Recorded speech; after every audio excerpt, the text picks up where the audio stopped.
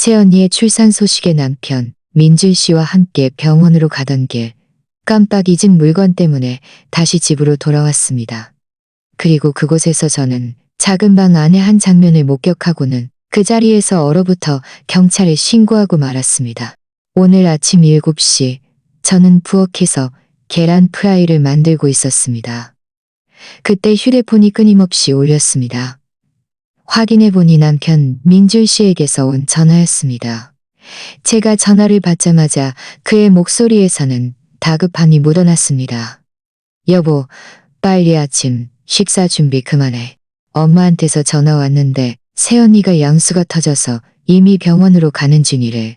당신은 빨리 짐 챙겨서 먼저 병원에 가서 간호해줘. 제 손에 들린 프라이팬이 멈칫했습니다. 벌써? 예정일에 아직 일주일이나 남았다고 하지 않았어? 그렇게 급하게 가야 해? 아직 아침밥도 다 못 만들었는데. 민준 씨는 전화 너머에서 목소리를 높였습니다. 애 낳는 일이 어떻게 기다릴 수 있어? 새언니 몸 보신할 제비즙이랑 단백질 보충제 말이야. 잊지 말고. 저는 미간을 찌푸렸습니다. 솔직히 내키지 않았습니다. 새언니를 간호하러 가기 쉬어서가 아니라 민준 씨의 말투가 마치 명령 같았고 전혀 상의하려 들지 않았기 때문입니다. 게다가 저는 새언니와 평소 명절 때나 저는 출산할 때나 두어 번 만나는 정도라 특별히 친한 사이도 아니었습니다. 정말 간호하러 간다면 뭘 해야 할지도 몰랐습니다. 저는 한숨을 쉬며 말했습니다.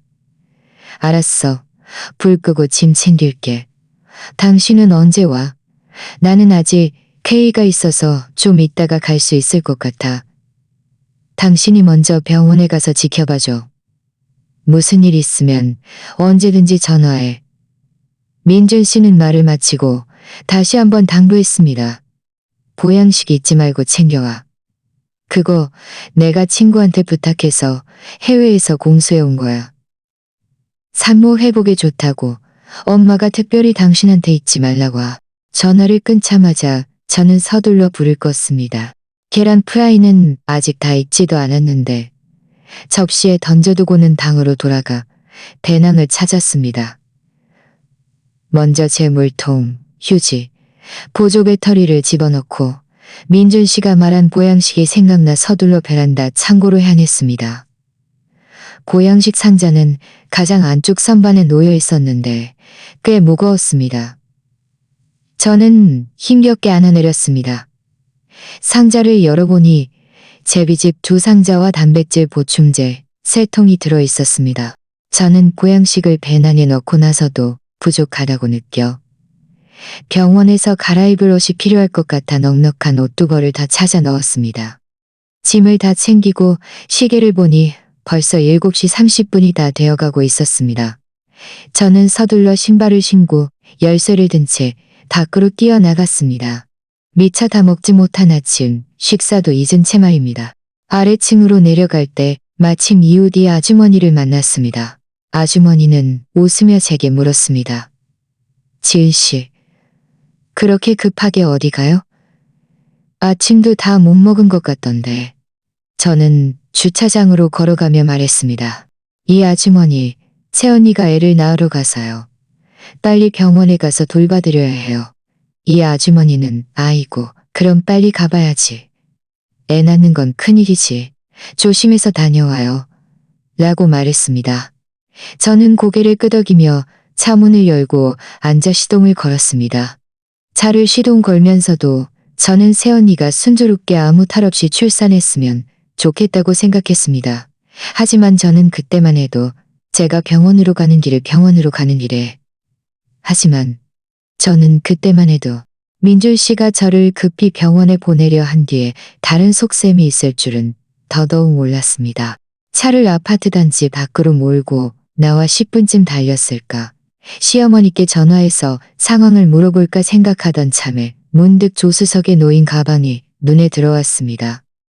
어제 제가 일부러 깨끗이 빨아둔 아기 포대기였습니다. 민준 씨가 새언니가 아기를 낳으면 필요할 수도 있다고 병원에 같이 가져가라고 했던 것입니다. 그런데 제가 방금 너무 급하게 챙기느라 잊고 가져오지 못한 것이었습니다.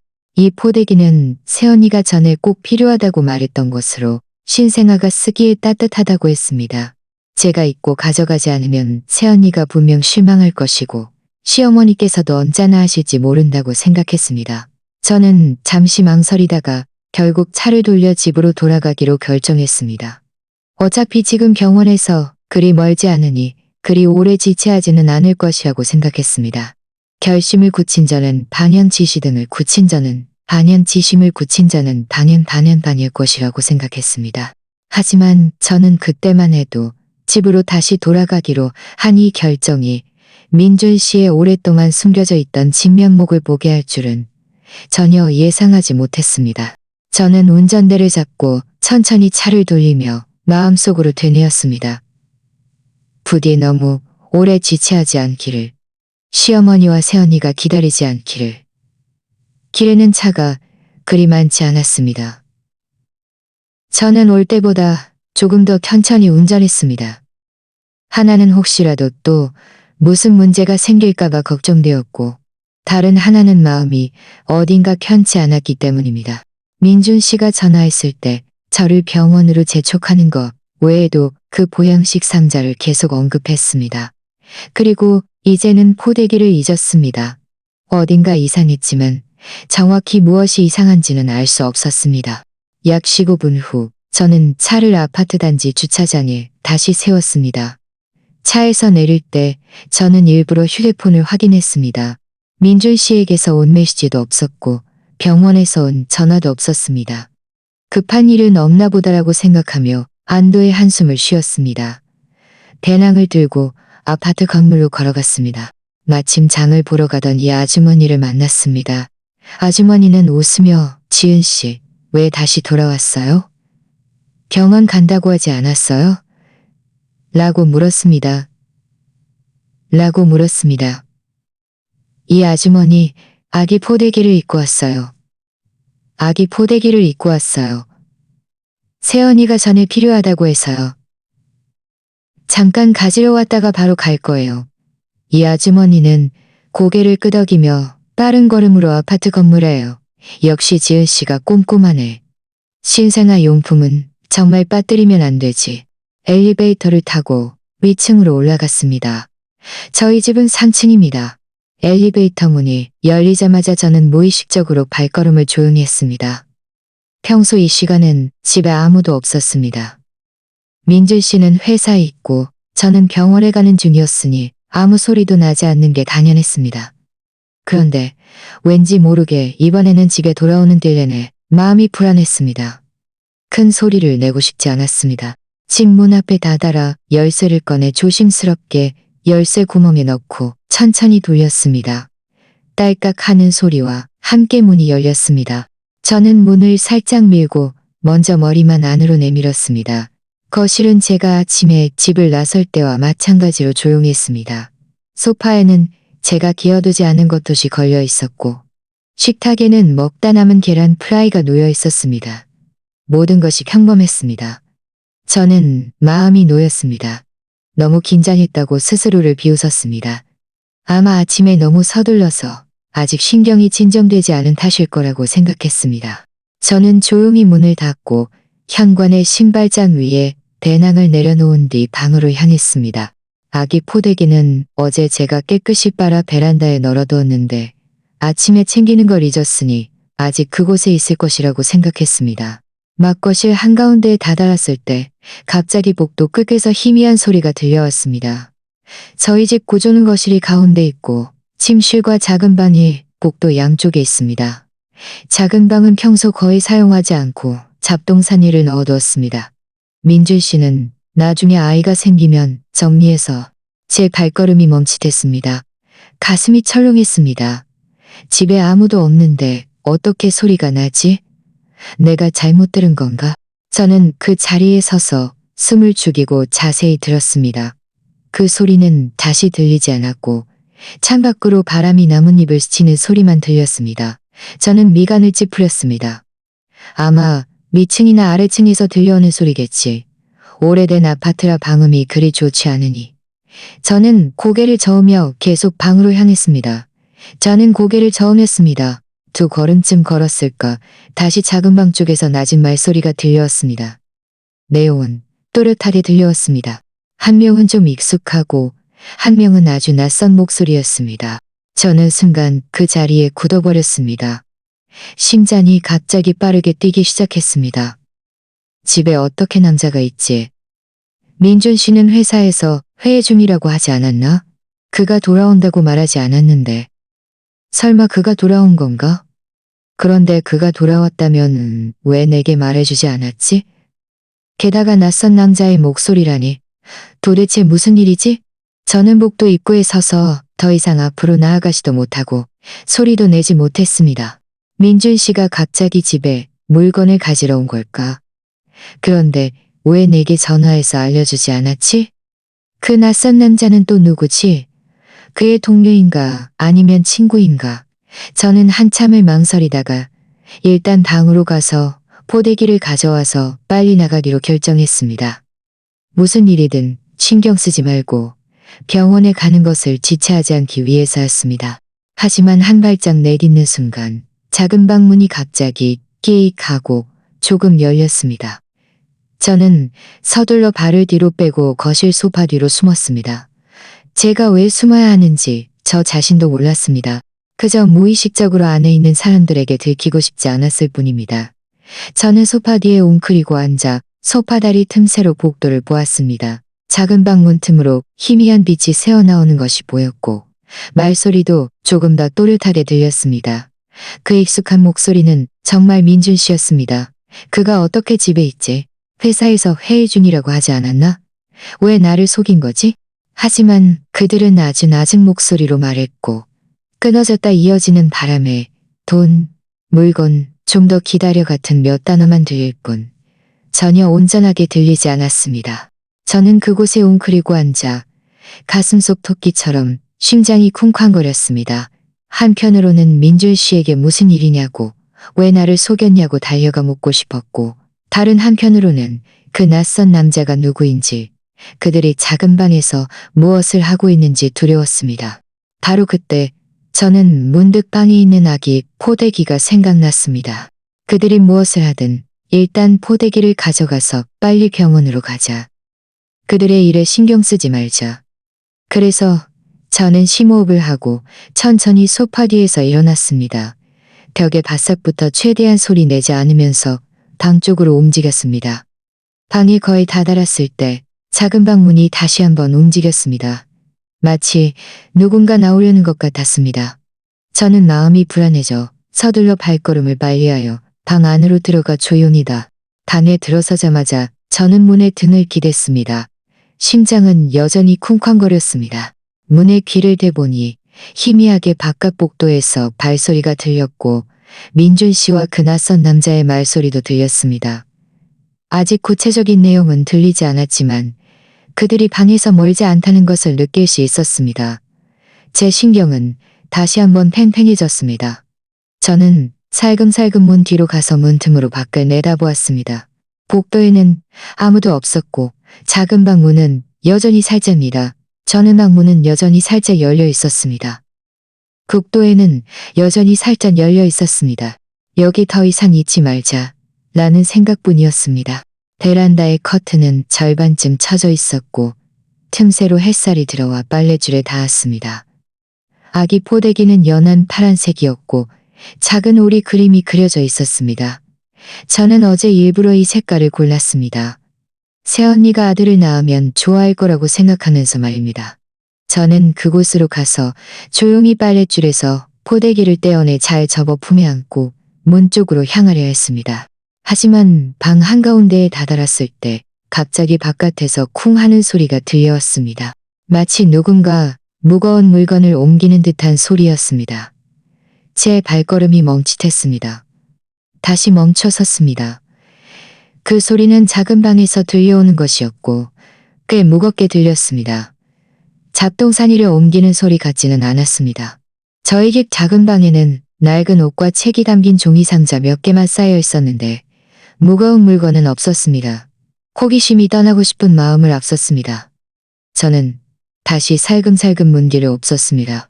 이번에는 운 좋게도 그 낯선 남자가 작은 방에서 걸어 나오는 것을 보았습니다. 손에는 검은 서류 가방을 들고 있었습니다. 그 남자는 30대 중반쯤 되어 보였고 검은색 점퍼를 입고 있었습니다. 머리카락은 헝클어져 있었고 얼굴에는 옅은 흉터가 있었으며 눈빛이 사나웠습니다. 한눈에 봐도 만만치 않은 사람이라는 것을 알 수 있었습니다. 저는 사람이라는 것을 알 수 있었습니다. 저는 서둘러 고개를 뒤로 빼고 심지어 비굴함마저 섞여 있었습니다. 혹시라도 그에게 들킬까봐 두려웠습니다. 몇 초 후 민준 씨의 목소리가 들렸습니다. 평소 집에서 저에게 대하는 태도와는 완전히 달랐습니다. 제 마음속 의심은 더욱 깊어졌습니다. 민준 씨는 도대체 이 남자와 무엇을 하고 있는 거지? 저 서류 가방 안에는 무엇이 들어있는 거지? 또 잠시 후 발소리가 거실 쪽으로 멀어져 갔습니다. 그들이 이제 나가려나 보다 라고 생각하며 마음이 놓였습니다. 그들이 나가면 내가 나가자고 생각했습니다. 하지만 안도한 지 몇 초도 되지 않아 민준 씨의 목소리가 들렸습니다. 형님, 잠시만 기다려주세요. 제가 뭘 좀 가져올게요. 금방입니다. 그리고는 발소리가 방 쪽으로 다가왔습니다. 저는 깜짝 놀라 서둘러 옷장 뒤로 숨었습니다. 아기 포대기를 꽉 안고 숨소리조차 내지 못했습니다. 옷장 문은 닫혀있지 않았습니다. 저는 틈새로 밖을 내다보았습니다. 방문이 열리고 민준 씨가 들어오는 거지? 방문이 열리고 민준 씨가 들어오는 거지? 그는 곧장 침대 옆 협탁 앞으로 가서 서랍을 열고 무언가를 찾고 있었습니다. 제 마음속이 답답해졌습니다. 생각하던 참에 그가 서랍에서 빨간 상자를 꺼내는 것을 보았습니다. 그것은 어머니가 돌아가시기 전 제게 남겨주신 보석함이었습니다. 그 안에는 금 목걸이와 금 팔찌 한 쌍이 들어있었는데 어머니의 결혼 예물이었습니다. 저는 아까워서 한 번도 착용하지 않고 협탁 안에 보관해 두었습니다. 민준 씨는 보석함을 들고 몸을 돌려 밖으로 나갔습니다. 저는 다 껐습니다. 저는 그의 뒷모습을 보며 놀랍고 화가 나갔습니다. 민준 씨의 발소리가 멀어진 후에야 저는 천천히 옷장 뒤에서 나와 살금살금 그의 뒤를 따라 거실로 향했습니다. 거실에는 그 낯선 남자가 소파에 앉아 검은 서류 가방을 만지작거리고 있었습니다. 민준 씨가 걸어 나오자 그는 고개를 들어 말했습니다. 물건은 꼬물거리지 마. 나 바빠. 민준 씨는 서둘러 보석함을 내밀며 웃음을 지었습니다. 형님, 이건 제 아내의 보석입니다. 모두 흉금이라 값어치가 꽤 나갈 겁니다. 일단 이걸로 일부 갚는다고 생각하시고 나머지는 제가 방법을 찾아보겠습니다. 낯선 남자는 보석함을 받아 열어보고는 비웃었습니다. 이깟 것 가지고? 민준 씨, 거지를 떼어내려는 거야? 당신이 내게 빚진 돈이 5억만 위안인데 이깟 보석으로는 턱도 없어. 5억만 위안? 저는 복도 입구에서 순간 얼어붙었습니다. 민준 씨가 언제 다른 사람에게 5억만 위안을 빚진 거지? 그는 내게 한 번도 말한 적이 없는데 게다가 그는 내 어머니가 남겨주신 보석을 빚 갚는 데 쓰려 하다니. 이건 우리 어머니의 유일한 유품인데. 저는 화가 나서 온몸이 부들부들 떨렸습니다. 뛰쳐나가 그에게 따져 묻고 싶었지만 그 낯선 남자가 저에게 해를 끼칠까봐 두려웠습니다. 그의 모습을 보니 결코 만만치 않은 사람 같았습니다. 만약 그가 폭력을 휘두르면 어쩌지? 저는 끓어오르는 분노를 억누르고 다시 복도로 물러나 벽 뒤에 숨어 그들의 대화를 계속 들었습니다. 저는 민준 씨가 도대체 무슨 돈을 빚졌는지, 왜 내 물건을 빚 갚는 데 쓰려 하는지 반드시 알아내야 했습니다. 저는 복도 벽에 바싹붙어 숨소리조차 크게 내지 못했습니다. 거실에서의 대화가 한 문장 한 문장 제 귀로 들어왔습니다. 말 한마디 한마디가 망치처럼 제 심장을 때렸습니다. 낯선 남자는 보석함을 커피 테이블에 쿵 하고 던져놓았습니다. 그의 말투에는 짜증이 가득했습니다. 민준 씨, 내가 말하는데 이 5억만 위안 도박빚은 이번 달 안에 반드시 갚아야 해. 처음에 도박장에서 내게 돈 빌릴 때는 그렇게 자신만만하게 갚겠다고 큰 소리 치더니 지금은 이까 터접한 보석으로 날 농락하려 해. 도박빚? 제 머릿속이 윙 하고 올렸습니다. 온몸에 피가 얼어붙는 것 같았습니다. 민준 씨가 도박을 했다니, 게다가 5억만 위안이나 빚졌다니. 나는 그가 도박 중독이라는 것을 전혀 몰랐는데, 그는 평소 퇴근하면 집에 오고 주말에는 나와 쇼핑하거나 회사에 야근하러 간다고 했는데 어떻게 이렇게 많은 빚을 지게 된 거지? 민준 씨의 목소리에는 비굴함과 함께 약간의 당황함이 섞여 있었습니다. 형님 압니다. 압니다. 제가 형님을 농락하려던 건 아닙니다. 요즘 정말 자금 사정이 여의치 않습니다. 제 아내가 돈 관리를, 농 관리를. 며칠 후에 제 아내, 부모님께서 남겨주신 그 오래된 집을 형님께 명예 이전해드리거나 그분들이 남겨주신 예금을 찾아내면 분명 형님 돈을 갚을 수 있을 겁니다. 며칠만 더 시간을 주시면 안 될까요? 남겨주신 오래된 집과 예금? 저는 아기 포대기를 쥐인 손에 더욱 힘을 주었습니다. 손톱이 살을 파고들 지경이었습니다. 그 오래된 집은 제 부모님께서 살아생전 사시던 집으로 그분들이 돌아가신 후 제게 남겨주신 것입니다. 등기부등본에도 제 이름이 적혀 있었습니다. 예금 또한 제 부모님께서 남겨주신 유산으로 저는 나중에 아이가 생기면 쓰려고 손대지 않고 있었습니다. 민준 씨가 감히 그 돈을 노리고 있었다니.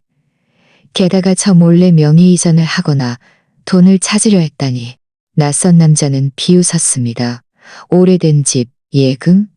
민준 씨, 나한테 그런 수작 부리지 마. 나는 이미 다 알아봤어. 그 오래된 집은 당신 아내의 결혼 전 재산이고 예금도 그 부모님의 유산이야. 당신은 전에 손댈 권리가 없어. 정말 능력 있으면 당신 스스로 방법을 찾아봐. 당신 아내를 노리지 말고. 아내의 결혼 전 재산이라는 건 알지만 저는 그녀의 남편입니다. 제가 잘 말하면 분명 동의할 겁니다. 민준 씨의 목소리에는 초조함이 묻어 있었습니다. 그 사람은 마음이 약해서 제가 사업 자금으로 필요하다고 잘 설명하면 분명 저를 도와줄 겁니다. 제가 돈을 갖고 나면 나중에 다시 방법을 찾아 물건을 되찾아오면 되는 거 아닙니까? 저는 벽 뒤에 숨어 눈물이 갑자기 흘러내렸습니다. 마음이 약하다니.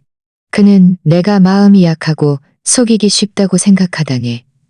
어떻게 그렇게 이기적일 수 있지? 그건 내 부모님께서 평생의 노력으로 남겨주신 것들이고 그분들이 내게 남겨주신 유품인데 그가 감히 도박빚 갚는 데 쓰려 하다니. 게다가 나를 속이려 하다니. 낯선 남자는 어이가 없다는 듯 비웃었습니다. 민준 씨, 내가 보기에 당신은 돈에 미친 것 같아. 당신은 돈에 미친 것 같아. 당신 아내가 당신이 5억만 위안 도박빚을 지고 심지어 그 어머니의 유산을 건드리려 한다리려 당신과 계속 잘 지낼 건드리려 한다는 것을 알면 당신과 계속 잘 지낼 건드리려 한다는 것을 알면 그때는 당신 아내는 물론이고 당신 어머니도 당신을 보호할 수 없을걸. 민준 씨의 목소리가 낮아졌습니다. 약간의 절망감이 섞여 있었습니다. 저는 정말 방법이 없습니다. 저희 부모님은 퇴직금밖에 없어서 전혀 도와주실 수 없습니다. 제 아내 쪽도 그 오래된 집과 예금 외에는 다른 돈이 없습니다. 제가 은행을 탈 수는 없지 않습니다. 그건 당신 문제지? 나랑 상관없어. 나선 남자는 자리에서 일어나 커피 테이블 위에 검은 서류 가방을 들었습니다. 그때도 돈 못 내면 당신 알아서 해. 그리고 도망갈 생각하지 마. 당신 집이 어디인지, 당신 아내가 어디 다니는지 내가 다 알아봤어. 몸은 피할 수 있어도 뿌리는 못 숨겨. 말을 마친 낯선 남자는 문 쪽으로 걸어갔습니다. 민준 씨는 서둘러 그를 뒤따르며 계속 애원했습니다. 형님, 며칠만 더 시간을 주시면 안 될까요? 10일은 너무 짧습니다. 정말 5억만 위안을 모으기 어렵습니다. 쓸데없는 소리 마. 낯선 남자는 그를 끊었습니다. 10일 후에 돈 못 보면 결과는 당신이 감당해. 그리고는 문이 열리고 닫히는 소리가 들렸습니다. 거실은 갑자기 조용해졌습니다. 저는 벽 뒤에 숨어 눈물을 멈출 수 없었습니다. 마음속에는 분노와 증오, 그리고 싸늘함이 뒤섞여 있었습니다. 민준 씨가 도박을 해서 그렇게 많은 빚을 졌다는 것에 분노했고, 제 돈을 속여 내 부모님의 유산을 건드리려 했다는 것에 증오했습니다. 무엇보다 그가 저에게 이렇게 대하다니, 우리 관계와 이 가정을 전혀 생각하지 않다니 마음이 싸늘해졌습니다. 잠시 후 민준 씨가 거실에서 한숨을 쉬는 소리가 들렸고, 그가 휴대폰으로 전화를 거는 소리도 들렸습니다. 저는 눈물을 닦고 조용히 벽 뒤에서 고개를 내밀었습니다. 그가 소파에 앉아 휴대폰에 대고 말하는 것이 보였습니다. 여보, 병원에 도착했어. 거기서 뭐라고 해? 채연이는 얼까? 저는 그의 위선적인 얼굴을 꾸래 채연이는 얼까? 저는 그의 위선적인 얼굴을 묻다니 그가 감히 제게 전화해서 아무 일도 없었다는 듯했습니다.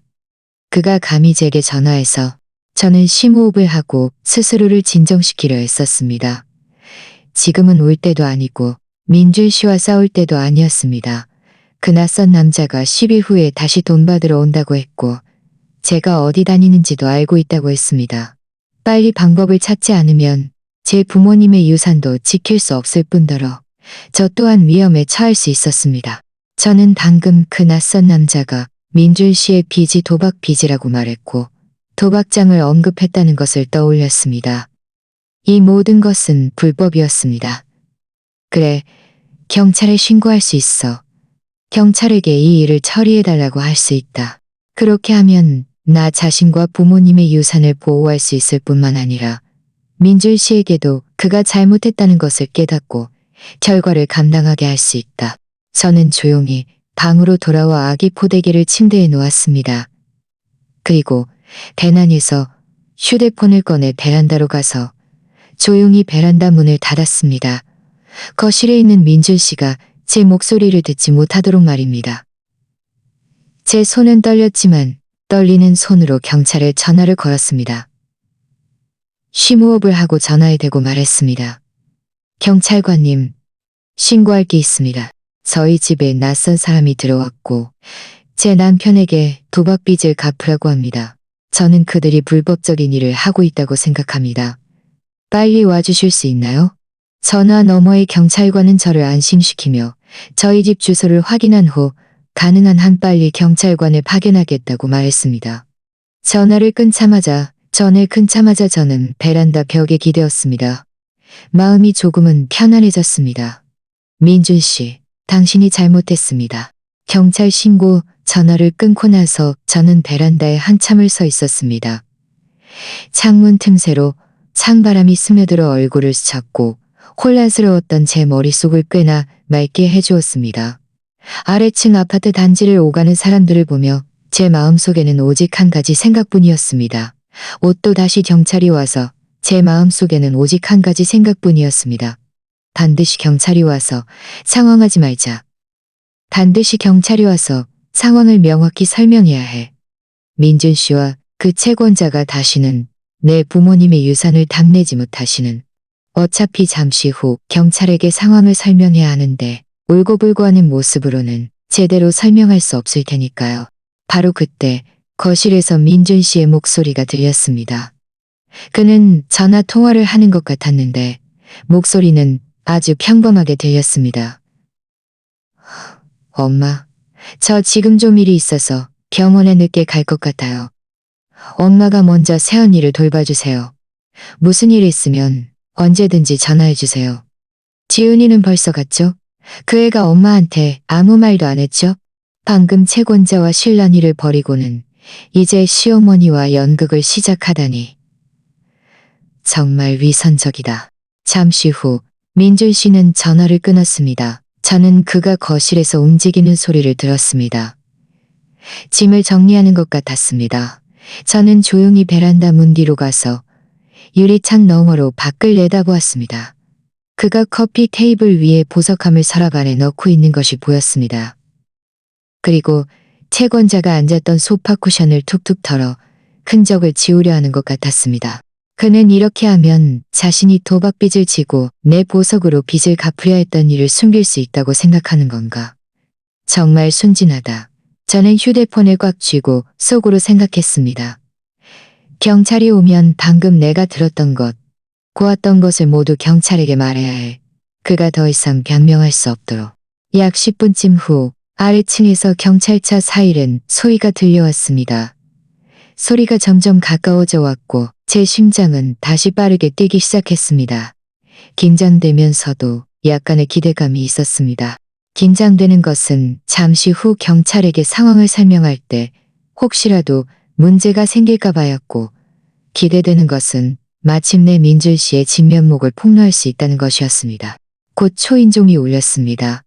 민준 씨는 분명 당황한 듯 했습니다. 그는 문 앞으로 가서 의아한 듯 물었습니다. 누구세요? 문 밖에서 경찰의 목소리가 들렸습니다. 안녕하세요. 저희는 파출소 경찰관입니다. 방금 이곳에서 이상 상황이 있다는 신고가 접수되었습니다. 문 좀 열어주시겠습니까? 민준 씨의 얼굴색이 갑자기 변했습니다. 그는 문 앞에 서서 문을 열어야 할지 말아야 할지 망설였습니다. 저는 그가 당황했다는 것을 알았습니다. 서둘러 베란다에서 나와 거실로 걸어가 문을 향해 말했습니다. 경찰관님, 제가 신고했습니다. 잠시만 기다려주세요. 제가 문 열게요. 민준 씨는 고개를 돌려 제가 베란다에서 나오는 것을 보았습니다.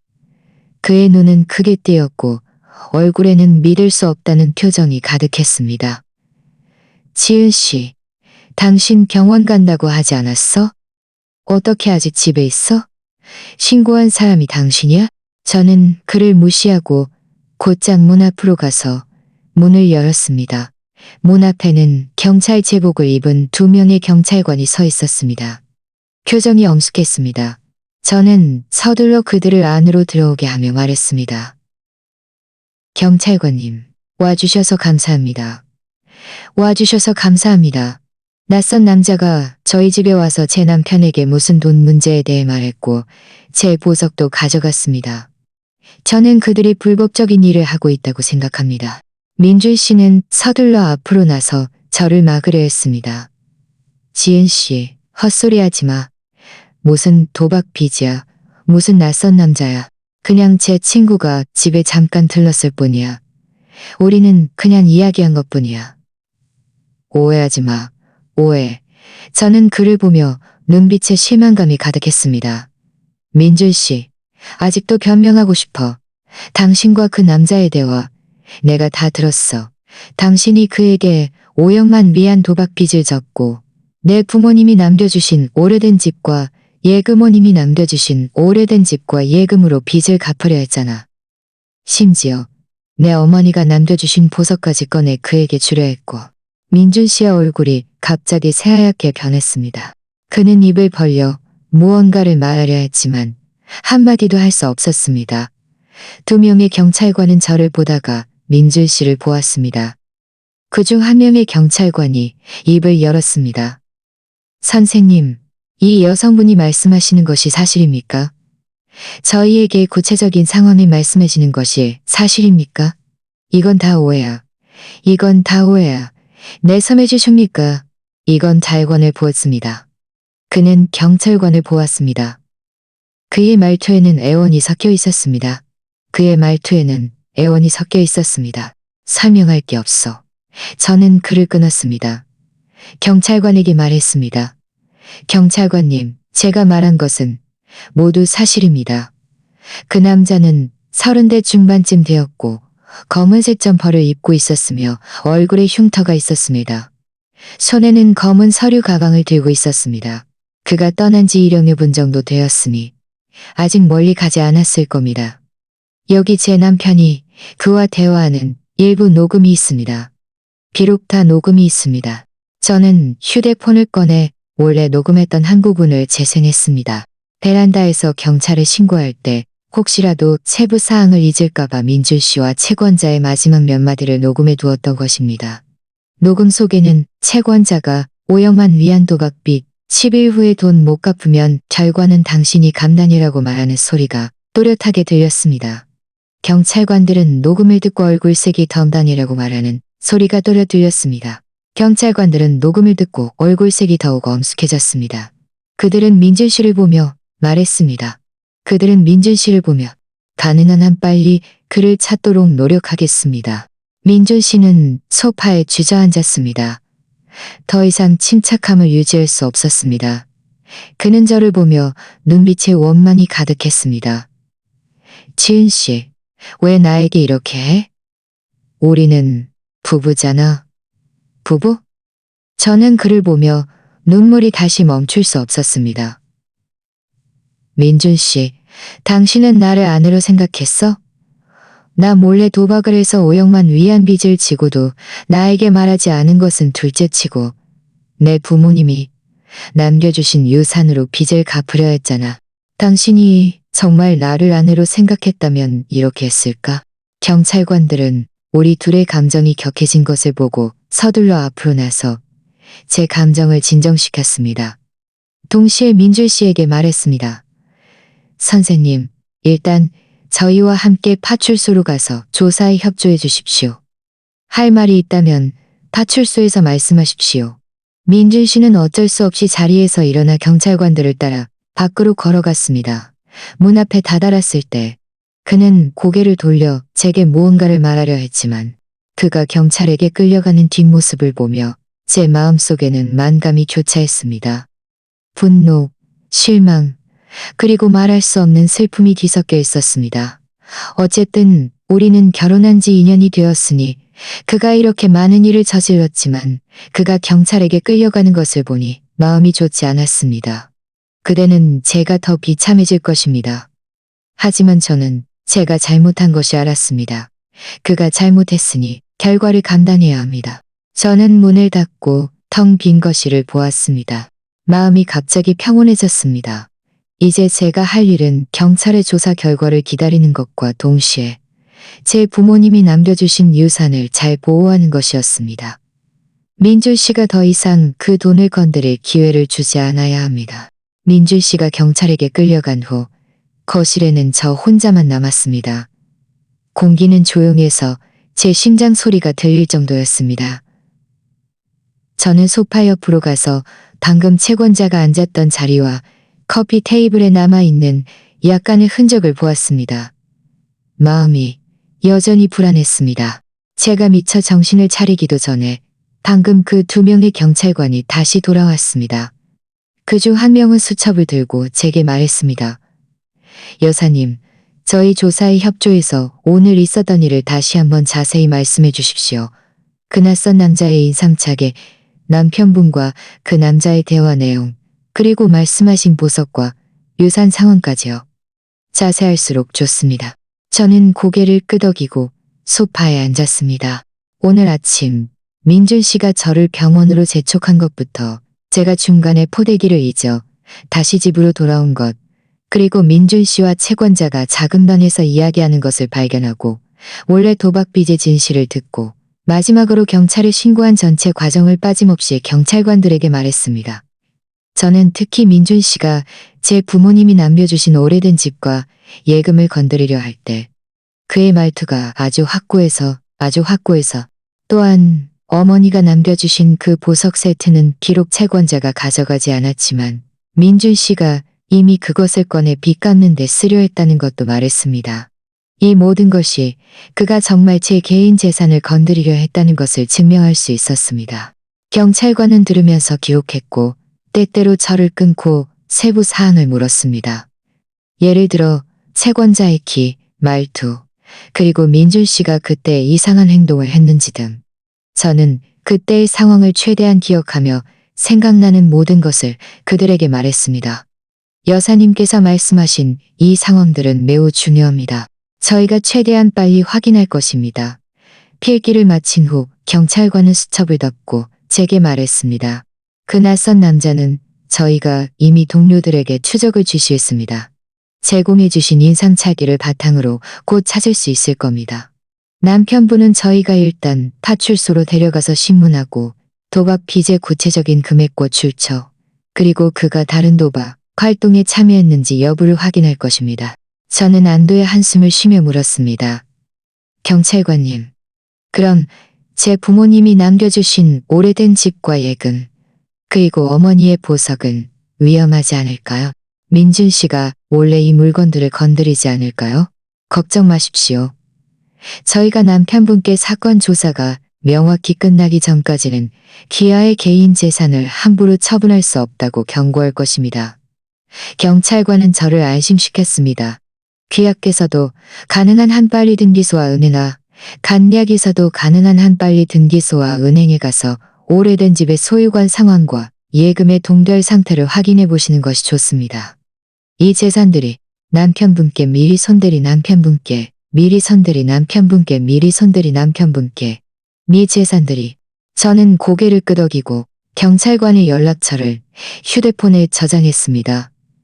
경찰관님, 감사합니다. 수고 많으셨습니다. 천만에요. 저희가 해야 할 일입니다. 경찰관은 자리에서 일어났습니다.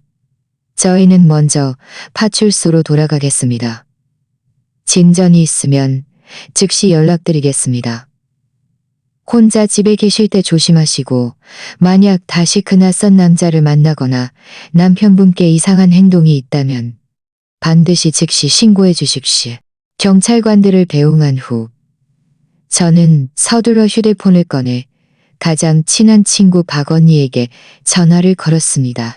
박 언니는 변호사라서 평소 법적인 문제가 생기면 늘 그녀와 상의했습니다. 저는 오늘 있었던 일을 박 언니에게 말했습니다. 목소리에는 참을 수 없는 울음기가 섞여 있었습니다. 언니, 내가 어떻게 해야 해? 민준 씨가 감히 5억만 위안투가 섞여 있었습니다. 언니, 내가 어떻게 해야 해? 내가 어떻게 해야 해?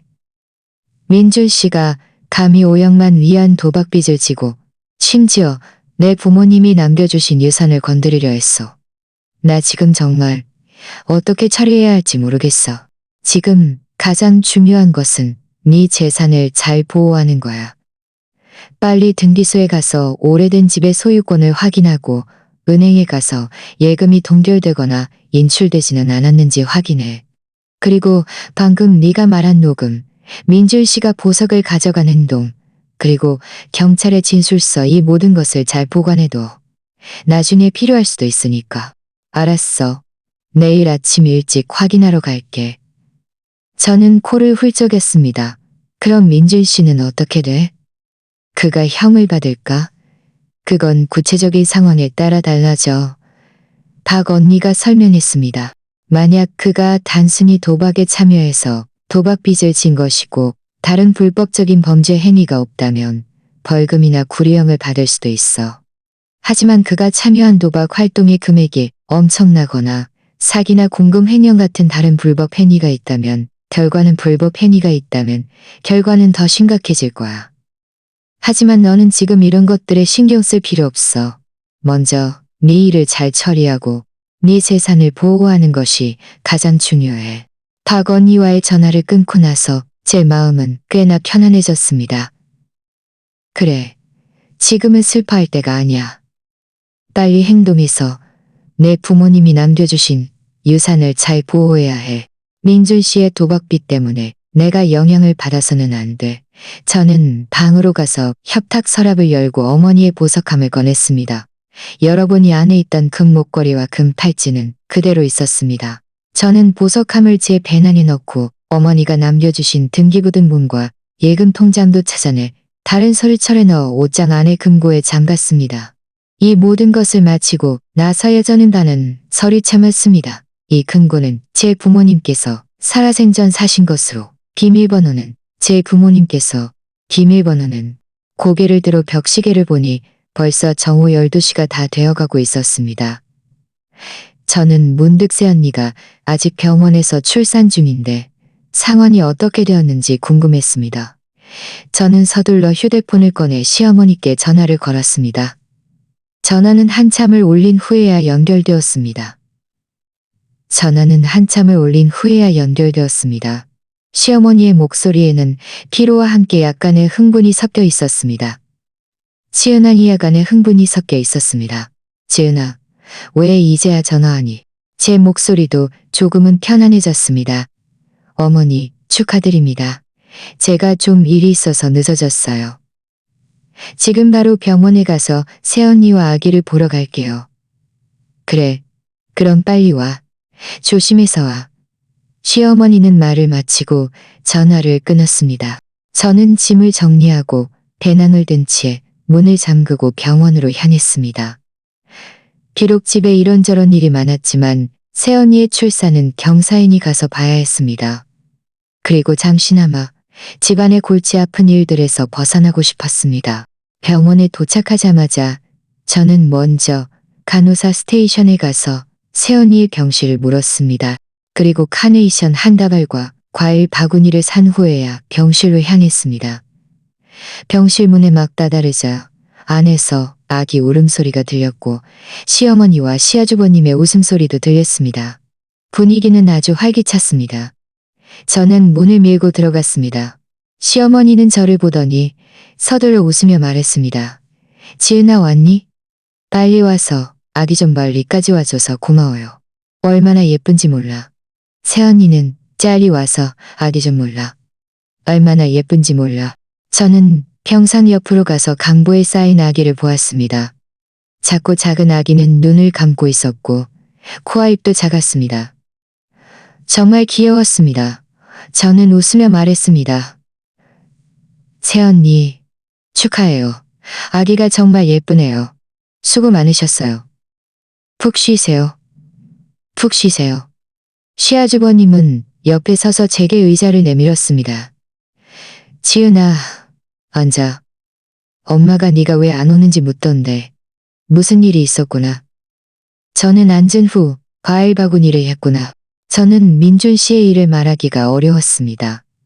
지금은 경사이니 모두의 기분을 망치고 싶지 않았기 때문입니다. 우리는 잠시 아기의 상황에 대해 이야기했습니다. 시어머니는 다시 민준 씨에 대해 이야기했습니다. 그나저나 지은아, 민준이는 어디 있니? 그 애가 왜 안 와?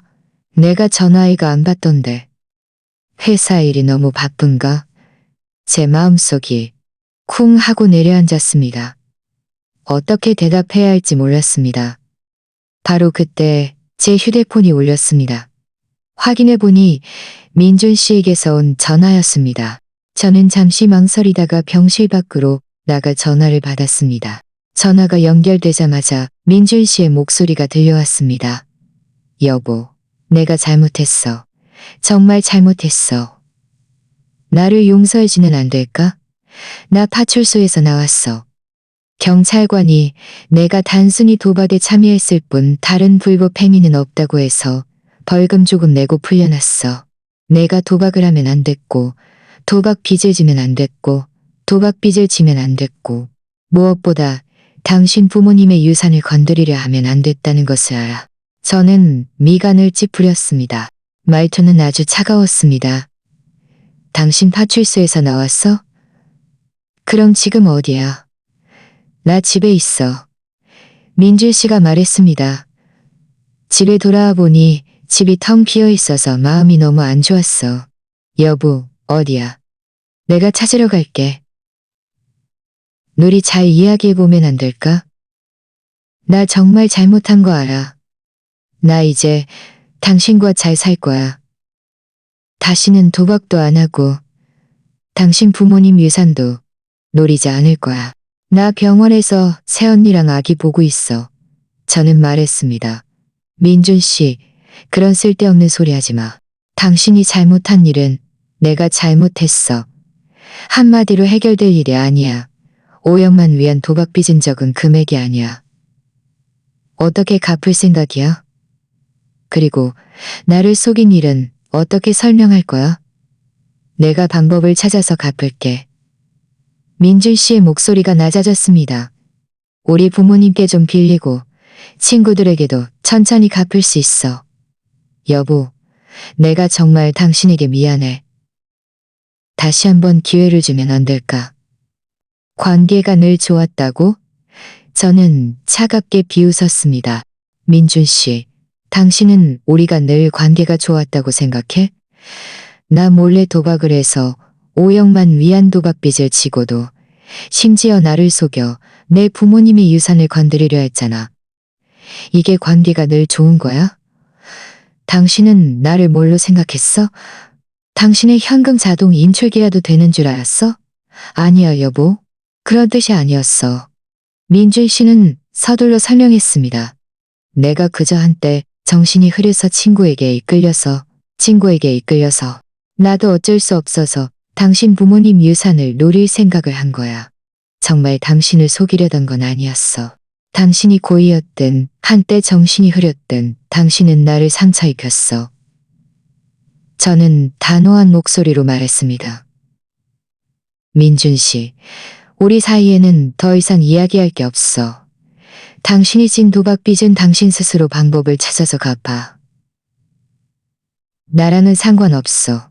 나는 지금 당신을 보고 싶지 않아. 나를 찾아오지 마. 말을 마친 저는 전화를 끊고 휴대폰을 무음으로 설정했습니다. 저는 심호흡을 하고 감정을 정리한 후에야 병실로 돌아왔습니다. 시어머니는 제가 돌아오는 것을 보고 의아한 듯 물었습니다. 지은아, 누구야? 민준이한테서 온 전원이? 그 애는 뭐라고 해? 언제 온대? 저는 잠시 망설이다가 시어머니께 솔직하게 말했습니다. 민준 씨가 도박을 해서 50만 위안 도박 빚을 졌고 심지어 제 부모님이 남겨주신 유산을 건드리려 했어요. 그가 아침에 발견하고 경찰에 신고했어요. 그가 제게 전화해서 파출소에서 나왔다고, 저에게 용서이단하고 저에게 용서해서 나왔다고. 시어머니는 말을 듣고 얼굴색이 갑자기 변했습니다. 그녀는 한참을 멍하니 있다가 입을 열었습니다. 뭐라고? 민준이가 도박을 했다고. 게다가 5억만 위안이나 빚졌다고? 이 아이가 왜 이렇게 정신이 없어? 지은아, 화내지 마. 민준이는 분명 한때 정신이 흐렸을 거야. 이번 한 번만 용서해줘. 그 애도 잘못한 거 아니까 나중에는 분명 다시는 안 그럴 거야. 저는 시어머니께서 민준 씨 편을 드실 줄은 생각도 못했습니다. 마음이 더욱 실망스러운 것도 못했습니다. 게다가 그는 저를 속여 내 부모님의 유산을 건드리려 했어요. 제 부모님은 저 하나밖에 없는 딸이었고 그분들이 남겨주신 유산은 그분들의 유품이에요. 저는 그 돈을 도박빚 갚는데 쓰게 할 수 없어요. 하지만 그 애는 네 남편이잖아. 시어머니가 말했습니다. 부부 사이에는 서로 돕는 것이 당연한 거야. 그 애가 도박빚을 졌으니 네가 좀 도와주는 것도 당연하지. 그리고 네 부모님 유산도 나중에 너희 부부 것이 될 텐데 지금 꺼내 쓰는 게 뭐가 문제야? 저는 시어머니를 보며 마음속이 싸늘해졌습니다. 결국 그녀의 눈에는 아들이 언제나 옳고 아들이 잘못해도 며느리가 도와서 감당해야 한다고 생각하는구나. 저는 고개를 저으며 말했습니다. 어머니, 저는 그를 도와 도박 빚을 갚을 수 없고 제 부모님의 유산을 건드릴 수도 없어요. 이건 제 마지노선이에요. 저는 이 선을 넘을 수 없어요. 시어머니는 다시 무언가를 말하려 했지만 옆에 있던 새언니가 어머니, 지은 씨 말이 맞아요. 지은 씨가 그를 대신해서 빚을 갚게 해서는 안 되고 지은 씨 부모님 유산을 건드려서도 안 돼요. 지은 씨, 화내지 마. 이 일은 민준 씨가 잘못했어. 너는 타협할 필요 없어. 시아주버님도 거들었습니다. 네, 엄마. 지은이 말이 맞아요. 민준이가 너무 정신이 없었어요.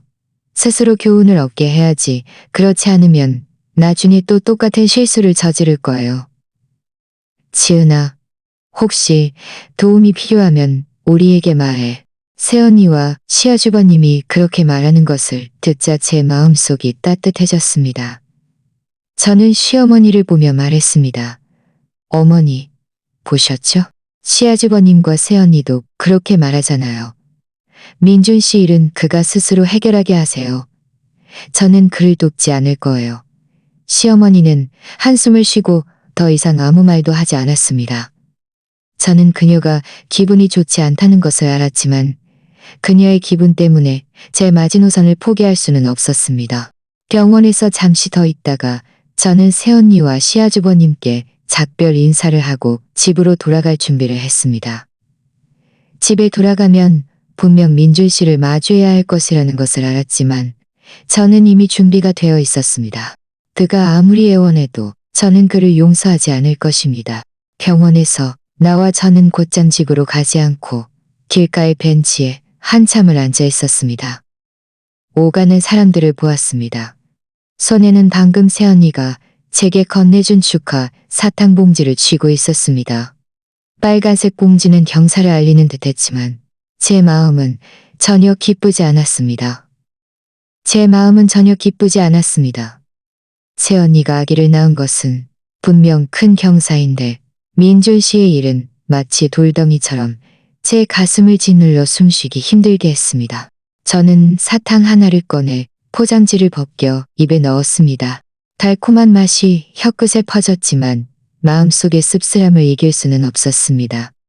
얼마나 앉아 있었는지 모르는 순간 휴대폰이 진동했습니다. 시아주버님에게서 온 메시지였습니다. 아기가 깨어났다고 하면서 아기가 하품하는 사진을 찍어 보냈습니다.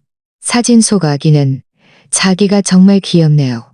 사진 속을 찡그리고 있었는데 모습이 너무 귀여웠습니다. 저는 사진을 보며 입꼬리가 저도 모르게 살짝 올라갔습니다. 마음속의 압박감이 조금 모르게 살짝 올라갔습니다. 집으로 가는 길에 저는 속으로 계산했습니다. 집에 가면 민준 씨가 분명 또 나에게 용서를 빌겠지. 나는 반드시 단호한 태도를 취해야 해. 그에게 어떤 환상도 주지 말아야 해. 집 문 앞에 다다라 저는 심호흡을 하고 열쇠를 꺼내 문을 열었습니다. 문을 여는 순간을 하고 열쇠를 꺼내 문을 열었습니다. 저는 얼어붙었습니다. 터는 얼어붙었습니다. 켜는 얼어붙었습니다. 저는 깔끔하게 정리되어 있었습니다. 서둘러 다가왔습니다. 식탁 위에는 제가 평소 좋아하는 갈비찜, 계란말이 등. 여보, 돌아왔어? 빨리 손 씻고 밥 먹자. 내가 당신이 좋아하는 갈비찜이랑 계란말이 특별히 만들었어. 저는 그를 무시하고 곧장 소파에 앉아 배낭을 옆에 두었습니다. 민준 씨는 따라와 조심스럽게 말했습니다. 여보, 나 아직 화난 거 알아. 일단 밥 먹자. 무슨 일 있으면 밥 먹고 이야기하면 안 될까? 당신 아침부터 지금까지 아무것도 안 먹었잖아. 배고프면 몸에 안 좋아. 나 안 고파. 제 말투는 차가웠습니다. 민준 씨, 헛수고하지 마. 우리 사이는 용서하지 않을 거야. 민준 씨의 얼굴색이 갑자기 창백해졌습니다. 그는 제 손을 잡고 애원하는 목소리로 말했습니다. 여보, 다시 한번 기회를 주면 안 될까? 나 정말 잘못한 거 알아. 내가 이미 우리 부모님께 도박 빚진 일에 대해 말씀드렸어. 그분들이 나에게 일부 돈을 모아주시겠다고 하셨어. 나머지는 내가 아르바이트를 찾아서 천천히 갚을 거야. 나 이제 다시는 도박도 안 하고 당신 부모님 유산도 노리지 않을 거야. 저는 그의 손을 힘껏 뿌리쳤습니다. 당신이 당신 부모님과 어떻게 상의하든 그건 당신 일이야. 나랑은 상관없어. 그리고 잘 살 거야. 다른 말은 더 이상 하지 마. 당신은 그럴 자격 없어. 민준 씨는 저를 보며 눈물을 갑자기 흘렸습니다. 여보, 나 정말 당신에게 미안해. 하지만 우리 결혼한 지 2년 동안 당신은 나에게 아무런 감정도 남아있지 않은 거야. 우리 결혼했을 때 당신이 나랑 같이 돈 모아서 더 큰 집 사고 내가 어떻게 잊을 수 있어? 그 말들은 제가 한때 정말 기대했던 것들이었습니다. 그런데 이제 그 모든 기대를 그가 제 손으로 깨뜨렸습니다. 저는 그를 보며 마음속이 약간 괴로웠지만 그보다 더 큰 것은 실망감이었습니다. 민준 씨, 당신이 먼저 우리의 약속을 잊었어. 당신이 도박을 할 때, 당신이 도박 빚을 졌을 때, 내 부모님 유산을 건드리려 했을 때, 왜 우리의 약속을 생각하지 않았어? 왜 나를 생각하지 않았어? 그는 제 앞에 웅크리고 앉아 두 손으로 머리를 감싸고 아이처럼 울었습니다. 저는 그의 모습을 보며 연민은커녕 오히려 해방감을 느꼈습니다. 드디어 더 이상 그에게 속지 않아도 되고 그의 실수 때문에 내가 대가를 치르지 않아도 되는구나. 바로 그때 제 휴대폰이 울렸습니다. 시어머니에게서 온 전화였습니다. 저는 잠시 망설이다가 전화를 받았습니다. 전화가 연결되자마자 시어머니의 목소리가 들려왔습니다. 약간 초조함이 섞여 있었습니다. 지은아, 집에 있니? 민준이가 나에게 이미 너에게 사과했다고 말하던데 너 그 애를 용서했니? 나랑 네 아버지가 이미 1억만 위안을 모았어. 내일 너희에게 가져다 줄게. 먼저 민준이 도박빚 일부를 갚는댔어. 너는 민준이 때문에 더 이상 화내지 마. 부부 사이에 싸우지 않는 사람이 어디 있니? 저는 시어머니께서 정말 민준 씨를 도와 도박빚을 갚으려 하실 줄은 생각도 못했습니다. 마음이 더욱 실망스러웠습니다. 어머니, 그를 위해 돈을 모으실 필요 없어요. 그가 진 도박빚은 그가 스스로 갚아야 해요. 그리고 저는 그를 용서하지 않을 거예요. 우리는 이혼할 거예요. 이혼? 시어머니의 목소리가 갑자기 높아졌습니다. 지은아, 어떻게 이혼을 말하면 이혼을 할 수 있니? 민준이는 그저 한때 정신이 흐렸을 뿐인데 어떻게 그를 용서하지 못하니? 게다가 네 새언니가 아기를 낳아서 집안이 한창 기뻐할 때인데 이혼을 말하면 얼마나 분위기를 망치니? 어머니, 이건 분위기를 망치고 안 망치고의 문제가 안 망치고의 문제가 아니에요. 민준 씨가 잘못했습니다. 민준 씨가 잘못했으니 달마트는 단호했습니다. 어머니께서 어떻게 말했습니다. 저는 이미 결정했어요. 내일 당장 네 집에 가서 너랑 잘 이야기할 거야. 네가 감히 민준이랑 이혼하면 나는 너를 며느리로 인정하지 않을 거야. 저는 차갑게 비웃었습니다. 어머니, 저를 며느리로 인정하시든 저는 이혼할 거예요. 오시려면 오세요. 마침 어머니께 할 말 다 말씀드릴게요. 말을 마친 저는 전화를 끊고 휴대폰을 모음으로 설정했습니다. 저는 바닥에 웅크리고 울고 있는 민준 씨를 보며 말했습니다. 들었지? 당신 어머니가 내일 오신대. 나는 그분께 할 말 다 말씀드릴 거야. 당신도 더 이상 헛된 희망 품지 마. 우리 이혼하자. 재산 문제는 내가 변호사를 통해 당신과 이야기할 거야. 내 것은 한 푼도 당신에게 양보하지 않을 거야. 민준 씨는 고개를 들었습니다. 눈이 붉게 충혈되어 있었습니다. 여보, 정말 그렇게 매정해? 정말 나랑 이혼할 거야? 정말 나랑 이혼할 거야? 당신이 나를 이렇게 만들었어. 저는 자리에서 일어났습니다. 나 피곤해. 방에 가서 쉬고 싶어. 당신은 지금 나가든지 아니면 거실에 있든지. 하지만 저는 문에 기대어 눈물을 멈출 수 없었습니다. 사실 저도 이렇게까지 하고 싶지 않았지만 민준 씨의 일은 정말 저를 너무 실망시켰습니다. 저는 이혼이 저에게 가장 좋은 선택이라는 것을 알았습니다. 침대에 누워 저는 뒤척이며 잠을 이루지 못했습니다. 머릿속에는 온통 민준 씨와 시어머니의 말, 그리고 새언니가 아기를 낳을 그리고 새언니가 아기를 낳았을 때의 따뜻한 장면들이 가득했습니다. 저는 정말 새언니가 아기를 가득했습니다. 저는 정말 새언니와 시아주버님이 부러웠습니다. 얼마나 지났을까? 저는 드디어 잠이 들었습니다. 희미한 의식 속에서 거실에서 움직이는 소리가 들리는 것 같았습니다.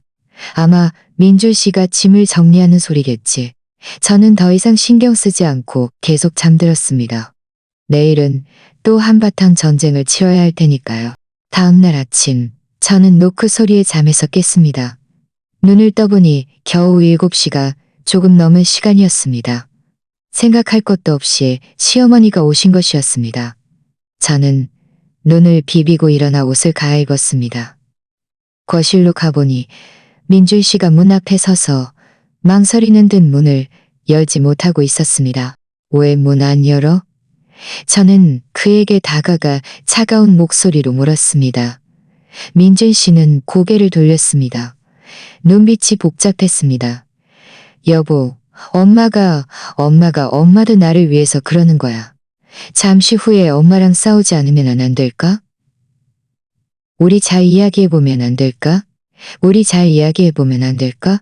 안 될까? 저는 차갑게 비웃었습니다. 당신은 당신 어머니가 나랑 잘 이야기할 거라고 생각해? 그분은 내가 당신을 용서하고, 당신을 용서하고, 하지만 나는 그분께 내가 타협하지 않을 것이라는 것을 알려줄 거야. 말을 마친 저는 더 이상 민준 씨를 보지 않고 곧장 문 앞으로 가서 문을 열었습니다. 문 밖에는 시어머니가 서 있었습니다. 손에는 천 가방을 들고 있었는데 그 안에는 채소와 과일이 들어 있었습니다. 저를 보더니 그녀는 얼굴에 억지 웃음을 지었습니다. 지은아, 좋은 아침. 내가 네가 좋아하는 사과랑 신선한 채소 좀 샀어. 잠시 후에 점심 만들어줄게. 저는 옆으로 비켜서서 그를 안으로 들어오게 했지만 아무 말도 하지 않았습니다. 시어머니는 거실로 들어와 천 가방을 커피 테이블에 내려놓고는 몸을 돌려 제 손을 잡았습니다. 말투가 온화했습니다. 지은아, 어제 일은 내가 잘못했어. 엄마가 너에게 화내면 안 됐는데 민준이도 분명 잘못했어. 내가 이미 그 애를 잘 다일렀어. 그 애도 잘못한 거 알아. 너 이번 한 번만 용서해주면 안 될까? 저는 손을 빼서 소파에 앉으며 말했습니다. 어머니, 제가 그를 용서하지 않는 것이 아니에요. 그가 한 짓이 너무 지나쳤어요. 5억만 위안 도박 빚은 적은 금액이 아니에요. 게다가 그는 저를 속여 내 부모님의 유산을 건드리려 했어요. 제 부모님은 저 하나밖에 없는 딸이었고 그분들이 남겨주신 물건은 제가 응급 상황에 대비해 아껴둔 거예요. 저는 그 돈을 민준 씨 도박빚 갚는 데 쓰게 할 수 없어요. 알아. 네 부모님 유산이 너에게 아주 중요하다는 거야. 시어머니도 앉으며 한숨을 쉬었습니다. 하지만 민준이 내 남편이잖아. 너희는 한 가족이야. 너희는 한 가족이야. 나머지 4억만 위안은 네 부모님 예금에서 꺼내서 먼저 갚아주면 안 될까? 민준이가 나중에 돈 벌면 다시 너에게 갚겠다고 했어. 안 될까? 저는 시어머니께서 아직도 제 부모님 예금을 노리고 계실 줄은 생각도 못했습니다. 마음속에서 갑자기 불이 붙었습니다. 어머니, 어떻게 아직도 그렇게 말씀하세요? 제 부모님 예금은 그분들이 평생 아끼고 모은 거예요. 저에게 비상시를 대비해 남겨주신 거예요. 저는 그 돈을 민준 씨 도박빚 갚는 데 쓰게 할 수 없어요. 게다가 민준 씨가 진 도박 빚은 저랑 상관없어요. 그가 스스로 진 빚은 그가 스스로 갚아야 해요. 어떻게 너랑 상관없다고 할 수 있니? 시어머니의 목소리도 높아졌습니다. 너희는 부부잖아. 부부 사이에는 동고동락해야지. 민준이가 지금 어려움에 처했는데 네가 안 도와주면 누가 도와주니? 채권자에게 쫓겨 죽는 것을 보고만 있을 거니? 그를 죽이는 것을 보고만 있을 거니? 그를 죽이는 것을 보고만 있을 거니? 그를 죽이는 것은 채권자가 아니라 그 자신이에요. 저도 참지 못하고 목소리를 높였습니다. 어머니께서 정말 그를 위한다면 그가 스스로 도박빚을 갚게 하고 교훈을 얻게 해야 해요. 계속 그를 감싸고 돌아서 그가 어떤 잘못을 저질러도 누군가가 뒤처리를 해줄 거라고 생각하게 해서는 안 돼요. 민준 씨는 옆에 서서 우리를 말리려 했지만 어떻게 말해야 할지 몰라 그저 애만 태우며 머리카락을 쥐어뜯었습니다. 엄마, 여보, 싸우지 마세요. 우리 잘 이야기해요. 도박빚은 제가 스스로 갚을게요. 제 일 때문에 싸우지 마세요. 닥쳐. 시어머니는 민준 씨를 노려보았습니다. 여기 네가 낄 데 아니야. 내가 오늘 온 것은 너를 위해 명확히 말해주기 위해서야. 지은아, 네가 민준이 도박빚 갚는 것을 돕지 않고 그를 용서하지 않으면 우리는 너를 며느리로 인정하지 않을 거야. 게다가 네가 감히 민준이랑 이혼하면 나는 네 회사에 찾아가서 난동을 부릴 거야. 네가 회사에 더 이상 다닐 수 없게 만들 거야. 저는 시어머니께서 감히 이렇게 지나친 말을 하실 줄은 생각도 못했습니다. 마음속이 다시 화나고 싸늘해졌습니다. 어머니, 너무 지나치세요. 저와 민준 씨의 이혼은 우리 둘만의 문제예요. 어머니와는 상관없고 제 회사와도 상관없어요. 어머니께서 감히 제 회사에 찾아가서 난동을 부리시면 저는 경찰에 신고해서 어머니를 스토킹으로 고소할 거예요. 감히? 시어머니는 화가 나서 온몸이 부들부들 떨렸습니다. 저를 손가락으로 가리키며 말했습니다. 제가 잘못했어요. 제가 잘못한 거예요. 내가 어떻게 너 같은 걸 데려왔어. 어머니, 그렇게 말씀은 지은 씨도 아직도 그 애를 감싸고더라. 시어머니는 민준 씨의 손을 뿌리쳤습니다. 네가 너무 어수룩해서 그 애한테 당하는 거야. 오늘 이 일은 네가 그 애 도박빚 갚는 것을 돕고 용서하든지 아니면 너희 둘이 이혼하든지 해. 하지만 그 애는 네 부모님 유산의 절반을 너에게 줘야 해. 그렇지 않으면 나는 그 애와 끝까지 갈 거야. 어머니는 너무 불합리하세요. 제 부모님 유산은 자리에서 일어났습니다. 어머니께서 계속 그렇게 말씀하시면 저는 어쩔 수 없이 어머니께 나가달라고 할 수밖에 없어요. 바로 그때 제 휴대폰이 울렸습니다. 박 언니에게서 온 전화였습니다. 저는 서둘러 전화를 받았습니다. 박 언니는 전화에서 말했습니다. 지은아, 내가 알아봤어. 네 부모님 유산인 오래된 집의 소유권은 문제없고 예금도 인출되지 않았어. 안심해도 돼. 그리고 내가 이혼 합의서 초안을 작성해뒀어. 시간 될 때 내 법률사무소로 와서 가져가. 구체적인 사항은 우리 그때 다시 상의하자. 저 오늘 오후에 갈게요. 전화를 끊고자는 시어머니를 보았습니다. 말투는 단호했습니다. 어머니, 저는 이미 변호사를 선임했어요. 이혼 합의서도 준비 중이에요.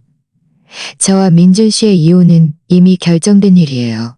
어머니께서 아무리 난동을 부리셔도 소용없어요. 만약 아직 정을 좀 남기고 싶으시다면 돌아가 주세요.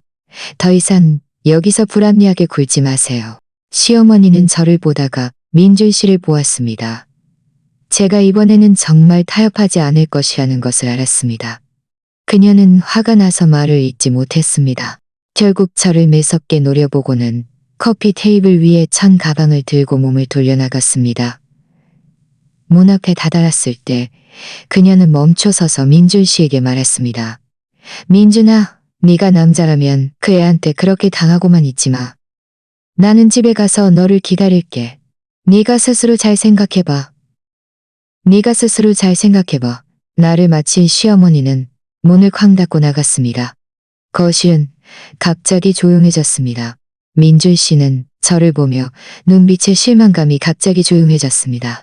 민준 씨, 우리 이혼하자. 이게 우리 둘 모두에게 좋을 거야. 민준 씨는 더 이상 아무 말도 하지 않고 그저 고개를 끄덕였습니다. 그리고 몸을 돌려 작은 방으로 들어가 문을 닫았습니다. 저는 그가 분명 마음이 좋지 않으리라는 것을 알았습니다. 하지만 저도 어쩔 수 없었습니다. 이 모든 것은 그 자신이 자초한 일이었고 그는 결과를 감당해야 했습니다. 저는 심호흡을 하고 베란다로 가서 바깥의 햇살을 보았습니다. 비록 마음이 아직 조금은 괴로웠지만 그보다 더 큰 것은 홀가분함이었습니다. 저는 민준 씨와 이혼하면 이 모든 골치 아픈 일들에서 벗어나 새로운 삶을 시작할 수 있다는 것을 알았습니다. 점심 식사 후 저는 민준 씨에게 인사를 하고 박 언니의 법률사무소로 향했습니다. 민준 씨는 아직 작은 방에 머물러 있었습니다. 제 목소리를 듣고 그저 응 하고 대답할 뿐 저를 배웅하러 나오지 않았습니다. 저도 신경 쓰지 않았습니다. 어차피 지금 우리 사이에는 이혼 문제 외에는 이야기할 것이 없었습니다. 버스를 타고 박 언니의 법률사무소에 도착했습니다. 안내 데스크 직원은 저와 친해서 곧장 박 언니의 사무실로 안내해 주었습니다. 박 언니는 서류를 보고 있었는데 제가 들어오는 것을 보고 웃으며 일어섰습니다. 지은아, 왔니? 앉아. 저는 앉았고 박 언니는 제게 물 한 잔을 건네주었습니다. 그리고 서랍에서 서류 하나를 꺼내 제 앞에 놓았습니다. 이건 이혼 합의서 초안이야. 먼저 봐봐. 재산 분할 부분이 적혀 있는데 네 부모님 유산인 오래된 집과 예금은 네 결혼 전 재산으로 네 소유야. 그리고 너희 결혼 후 산 이 아파트와 집안 예금은 법률 규정에 따라 합리적으로 분할했어. 보고 혹시 불만족스러운 부분이 있는지 확인해봐. 저는 이혼 합의서를 받아 자세히 읽어보았습니다. 박 언니는 정말 세심하게 고려해서 제가 받아야 할 재산을 모두 명확하게 적어두었습니다. 결혼 후 산 아파트는 제가 계약금의 대부분을 냈고 대출금도 제가 더 많이 갚았기 때문에 저에게 분할되는 비율이 더 높았습니다. 집안 예금의 대부분은 제 월급에서 모은 것이라 제 소유로 되어 있었습니다. 저는 다 읽은 후 고개를 들어 박 언니에게 말했습니다. 언니, 저는 불만족스러운 부분이 없어요. 이대로 하면 될 것 같아요. 그럼 이 버전에 따라 수정할게. 확정되면 민준 씨에게 서명하게 하자. 박 언니는 이혼 합의서를 거두고 또 다른 서류를 꺼냈습니다. 참, 내가 민준 씨의 도박 빚과 그가 몰래 재산을 빼돌렸는지 여부도 확인해봤어. 이것 좀 봐봐. 저는 서류를 받아들었습니다. 마음속이 약간 긴장되었습니다. 무엇이 밝혀질지 알 수 없었기 때문입니다. 서류에는 민준 씨가 반년 전부터 도박장에 드나들기 시작했다고 적혀 있었습니다. 처음에는 소액으로 도박을 하다가 나중에는 점점 더 큰 판돈을 걸어 5억만 위안의 도박빚을 지게 되었습니다. 도박장의 빚 외에도 친구들에게 1억만 위안을 받아 도박에 실지게 1억만 위안을 받아 도박에 썼다는 것이었습니다. 저는 그동안 전혀 몰랐습니다. 저를 더욱 화나게 한 것은 그가 감히 우리 결혼 후 산 냉장고, TV, 에어컨 등장고, TV, 에어컨 등장고, TV, 에어컨 TV, 그 가전제품들이 모두 집에 잘 있다고 생각했는데 그가 감히 이런 짓을 했을 줄은 몰랐습니다. 저는 서류를 보며 손이 떨렸습니다. 언니, 그가 어떻게 이럴 수 있어? 그 가전제품들이 비록 얼마 안 되지만 우리 결혼 후 함께 산 거야. 그가 어떻게 나랑 상의도 없이 몰래 담보로 맡길 수 있어? 박 언니는 한숨을 쉬며 제 어깨를 두드렸습니다. 지은아, 화내지 마. 그런 사람은 네가 그를 위해 화낼 가치도 없어. 지금이라도 우리가 일찍 발견해서 더 큰 손실이 없어서 다행이야. 이 담보 잡힌 가전제품들은 내가 방법을 찾아서 네가 되찾을 수 있도록 도와줄게. 설령 되찾지 못하더라도 민준 씨에게 네 손실을 배상하게 할 수 있어. 저는 심호흡을 하고 고개를 끄덕였습니다. 고마워요, 언니. 언니가 도와주지 않았으면 그가 이렇게 많은 일을 몰래 저질렀다는 것을 몰랐을 거예요. 전에는 그저 한때 정신이 흐렸을 뿐이라고 생각했는데 이제 보니 그는 구제불능이네요. 그래. 박 언니가 말했습니다. 지은아, 네가 그의 진면목을 알아보고 제때 손절한 것은 잘한 일이야. 그런 도박꾼은 점점 더 깊이 빠져들 뿐이야. 네가 그와 이혼하지 않으면 나중에는 더 많은 문제가 생길 거야. 저는 박 언니와 잠시 더 이야기하며 이혼 절차와 주의 사항을 물었습니다. 박 언니는 모두 인내심 있게 설명해주며 걱정하지 말라고 자신이 있다면 분명 저에게 가장 큰 이익을 얻도록 도와줄 것이라고 말했습니다. 박 언니의 법률사무소에서 나왔을 때는 이미 오후 4시가 넘었습니다. 저는 곧장 집으로 가지 않고 우리 아파트 단지 근처에 있는 그 중고 상점으로 향했습니다. 민준 씨가 가전제품을 담보로 맡겼다는 그곳이었습니다. 제 가전제품들이 아직 있는지 되찾을 수 있는지 보고 싶었습니다. 중고 상점문 앞에 다다라 저는 심호흡을 하고 안으로 들어갔습니다. 가게 안에는 온갖 중고 가전제품들이 가득했습니다. 사장님은 중년 남자였는데 물건을 정리하다가 제가 들어오는 것을 보고 고개를 들어 물었습니다. 안녕하세요. 저는 잠시 망설이다가 말했습니다. 사장님, 제가 여쭤볼 게 있는데요. 반년 전에 민준이라는 남자가 이곳에 가전제품들을 담보로 맡긴 적이 있나요? 예를 들어 냉장고, TV, 에어컨 같은 것들이요. 사장님은 잠시 멍하니 있다가 생각하더니 말했습니다. 그런 사람이 있었던 것 같기도 한데. 왜요? 그분과는 어떤 관계세요? 제가 그의 아내예요. 저는 말했습니다. 그 가전제품들은 우리 결혼 후 함께 세요. 우리 결혼 후 함께 산 거예요. 그가 전 제품들은 우리 결혼 후 함께 산 거예요. 그가 저랑 상의도 없이 몰래 담보로 맡겼어요. 저는 그것들을 되찾고 싶어요. 게다가 저희는 담보 계약을 맺었는데 아직 계약 기간이 끝나지 않아서 제가 가전제품들을 돌려드릴 수 없어요. 그럼 계약 기간이 끝나면요? 제가 물었습니다. 계약 기간이 끝나면 그가 돈을 갚지 않으면 어떻게 처리하실 건가요? 계약 기간이 끝나면 어떻게 처리하실 건가요? 그가 돈을 갚지 않으면, 그가 돈을 갚지 않으면, 그가 돈을 갚지 않으면, 그가 돈을 갚지 않으면 가전제품들을 되십니다. 사장님이 말했습니다. 하지만 가장님이 말했습니다. 그가 우리에게 5만 위안을 빚졌고 이자를 포함하면 총 5만 5천 위안입니다. 5만 5천 위안? 저는 속으로 비웃었습니다. 민준 씨가 그 가전제품들을 담보로 맡기고 겨우 5만 위안을 받았는데 이제 되찾으려면 5만 5천 위안을 내야 한다니.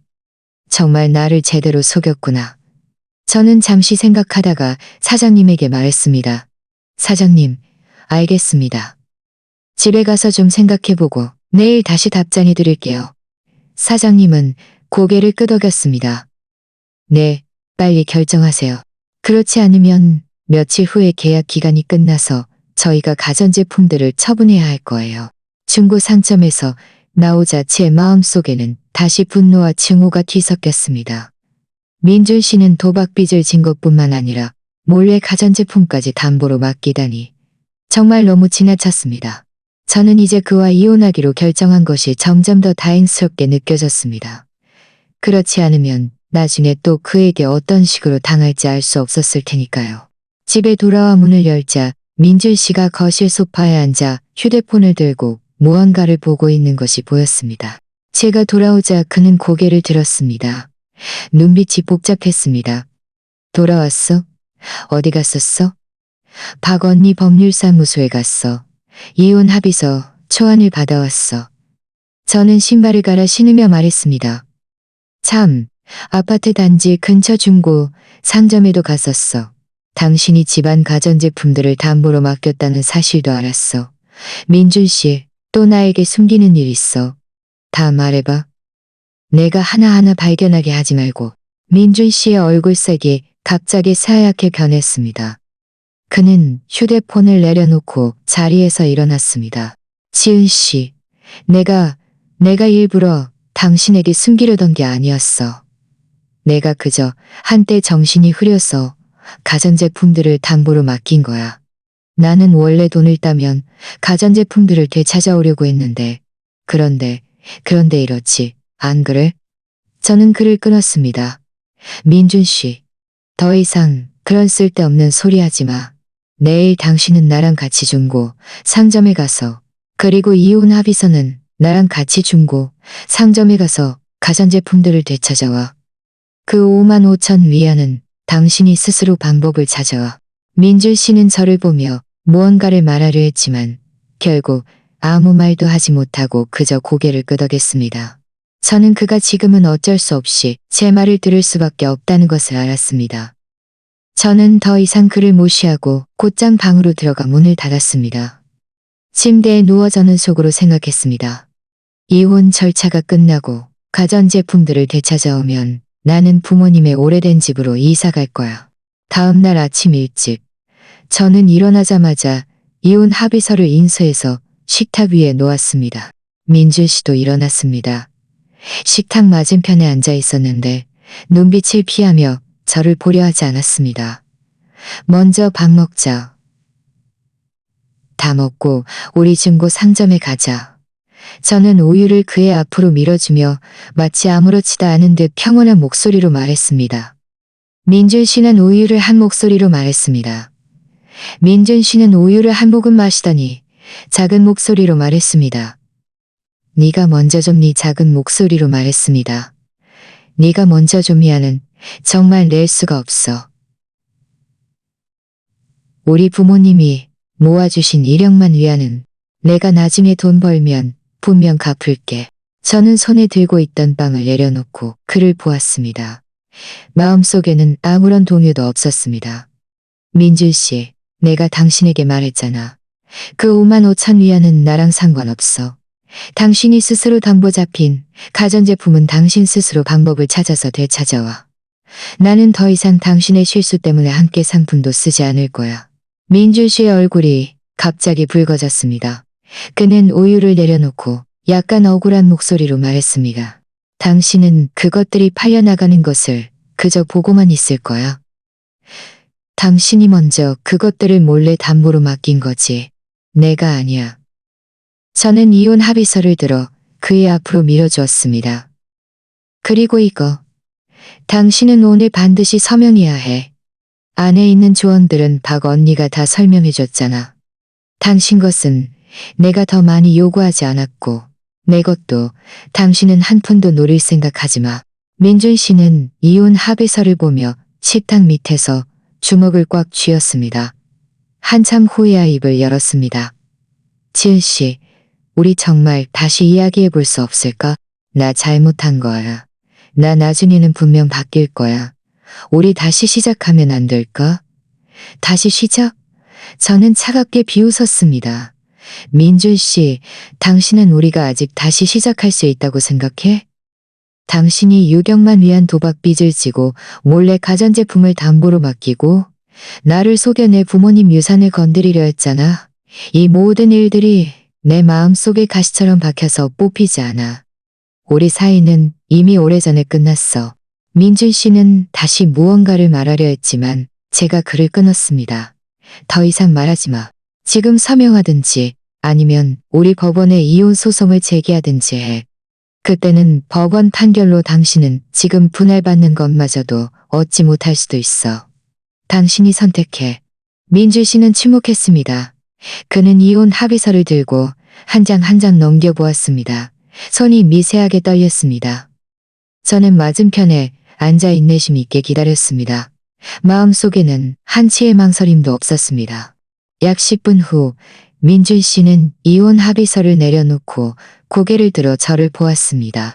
지은 씨, 결혼 후 산 아파트는 내가 좀 더 많이 받으면 안 될까? 나 지금 갈 곳이 없어. 엄마 집도 좁아서 살 수 없어. 아파트 분할은 이미 아주 합리적이야. 저는 고개를 저었습니다. 계약금은 내가 70% 냈고 대출금도 내가 더 많이 갚았어. 당신에게 30%를 주는 것은 이미 최대한 인정한 거야.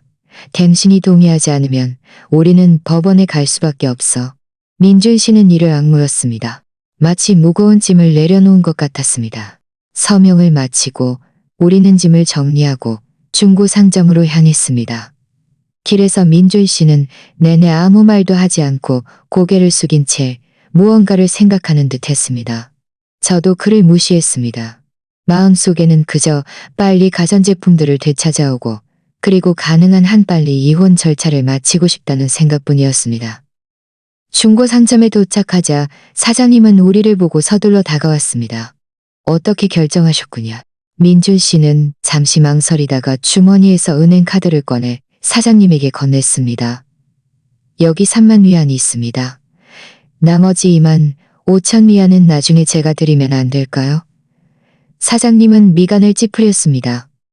안 돼요. 저희가 오늘 잔액을 지불해야 가전제품들을 가져갈 수 있다고 했잖아요. 당신이 돈을 못 내면 저는 계약대로 가전제품들을 팔 수밖에 없어요. 민준 씨의 얼굴이 갑자기 붉어졌습니다. 그는 저를 보며 애원하는 눈빛으로 말했습니다. 지은 씨, 네가 좀 대신 내주면 안 될까? 내가 나중에 분명 갚을게. 저는 그를 보며 완전히 실망했습니다. 이 지경까지 와서도 그는 아직 제가 돈을 대신 내주기를 바라고 있다니. 책임감이 조금도 없었습니다. 저는 고개를 저었습니다. 민준 씨, 나는 당신에게 돈을 대신 내주지 않을 거야. 당신이 스스로 방법을 찾아 지금 전액을 지불하든지 아니면 사장님께 가전제품들을 팔라고 하든지 아니면 사장님께 가전제품들을 팔라고 하든지. 민준 씨는 다시 무언가를 말하려 했지만 사장님이 옆에서 입을 였지만 민준 씨는 사장님을 보다가 저를 보았습니다. 결국 이를 악물고 휴대폰을 꺼내 친구에게 전화를 걸어 한참을 애원한 후에야 25,000위안을 빌릴 수 있었습니다. 돈을 받은 후 그는 서둘러 사장님에게 지불하고 가전제품들을 되찾아왔습니다. 먼지 쌓인 가전제품들을 보며 제 마음속이 착잡했습니다. 이 가전제품들은 우리가 결혼했을 때 함께 고른 것들이었습니다. 그때는 잘 살자고 생각했는데 겨우 2년 만에 민준 씨의 도박비 때문에 이렇게 될 줄은 몰랐습니다. 중고 상점에서 나와 우리는 화물차를 불러 가전제품들을 집으로 옮겼습니다. 집에 돌아온 후 민준 씨는 가전제품들을 거실에 내려놓고는 가려 했습니다. 잠깐만. 제가 그를 불렀습니다. 이혼 절차는 우리가 가능한 한 빨리 진행하자. 나는 박언니와 모레 오전에 구청에서 만나기로 했어. 민준 씨는 고개를 끄덕이고 아무 말 없이 몸을 돌려나갔습니다. 그가 떠나는 뒷모습을 보며 제 마음속에는 미련 한 조각도 없었습니다. 오직 해방감뿐이었습니다. 저녁에 저는 혼자 거실에 앉아 방금 되찾아온 가전제품들을 보며 속으로 생각했습니다. 이제 다시는 민준 씨 때문에 화내거나 슬퍼하지 않을 거야. 내 마음을 잘 정리하고 부모님의 오래된 집으로 이사가서 새로운 삶을 시작할 거야. 저는 박 언니에게 전화를 걸어 민준 씨가 이혼 합의서에 서면했고 모레 구청에 가서 절차를 밟을 것이라고 말했습니다. 박 언니는 전화해서 저를 축하하며 제가 드디어 그 골치 아픈 일들에서 벗어나 이제 잘 살 수 있을 것이라고 말했습니다. 전화를 끊고 저는 씻고 방으로 가서 잠을 잤습니다. 이혼 절차를 밟는 날 저와 민준 씨는 구청 앞에서 만났습니다. 그는 정신이 매우 좋지 않아 보였습니다. 눈은 붉게 충혈되어 있었고 얼굴색도 누렇고 창백해서 한눈에 봐도 이틀 동안 잠을 제대로 못 잔 듯했습니다. 우리는 아무 말 없이 앞섰거니 뒤섰거니 구청 안으로 들어갔습니다. 절차는 순조롭게 진행다. 제 건이 뒤건비 순조롭게 진행되었습니다. 직원이 정보를 확인한 후 우리에게 이혼 합의서에 서명하고 지정을 오히려 한없이 홀가분함을 느꼈습니다. 저는 드디어 민준 씨에게서 그 골치 아픈 일들에서 완전히 벗어났습니다. 구청에서 나오자 민준 씨가 저를 불렀습니다. 지은 씨, 앞으로 몸 조심해. 저는 고개를 끄덕이고 더 이상 아무 말 없이 몸을 돌려 걸어갔습니다. 저는 뒤돌아보지 않았고 뒤돌아보고 싶지도 않았습니다. 지난 2년은 그저 악몽이었다고 생각하자. 이제 꿈에서 깨어났으니 새로운 삶을 시작해야 합니다. 다음 며칠 동안 저는 짐을 정리하기 시작했습니다. 부모님의 오래된 집으로 이사갈 준비를 했습니다. 그 오래된 집은 비록 조금 낡았지만 저와 부모님의 추억으로 가득했습니다. 그곳에 살면 마음이 아주 편안할 것이라고 생각했습니다. 짐을 정리하다가 저는 민준 씨가 집에 두고 간 수첩 하나를 발견했습니다. 그 안에는 그의 도박빚 명세와 친구들에게 돈을 빌린 기록이 빼곡하게 적혀 있었습니다. 마음속에서 저는 몇 페이지를 넘겨보다가 그가 수첩에 지은이가 내 도박빚을 갚아주면 좋을 텐데.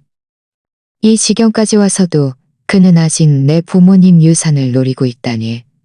정말 구제불능이구나.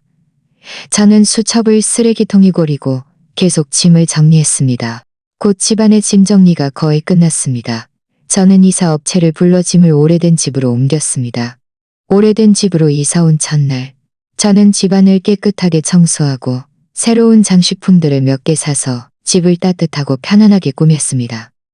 저녁에는 제가 좋아하는 요리를 만들어 식탁에 앉아 어머니 사진을 보았습니다. 마음속이 따뜻했습니다. 저는 부모님께 최근 있었던 일들을 말씀드렸습니다. 제가 이혼했고 앞으로는 스스로를 잘 돌볼 것이니 안심하시라고 말했습니다. 다음 날부터 제 삶은 점차 제자리를 찾아갔습니다. 매일 제 시간에 출퇴근하고 퇴근 후에는 집에 와서 요리하고 책을 읽거나 박 언니와 함께 쇼핑하거나 영화를 보러 갔습니다. 삶은 충실하고 즐거웠습니다. 저는 또한 예전 친구들과 다시 연락했습니다. 주말에는 그들과 함께 등산을 가거나 소풍을 갔습니다. 기분도 많이 좋아졌습니다. 약 한 달 후, 저는 시아주버님에게서 민준 씨 소식을 들었습니다. 시아주버님은 민준 씨가 이혼 후 남은 도박빚을 갚을 능력이 없어 채권자들에게 매일 쫓겨다녔다고 말했습니다. 채권자들이 민준 씨를 찾지 못하자 그의 부모님 집에 찾아가 난동을 부리고 그의 부모님 집의 창문 유리를 깨뜨렸다고 합니다.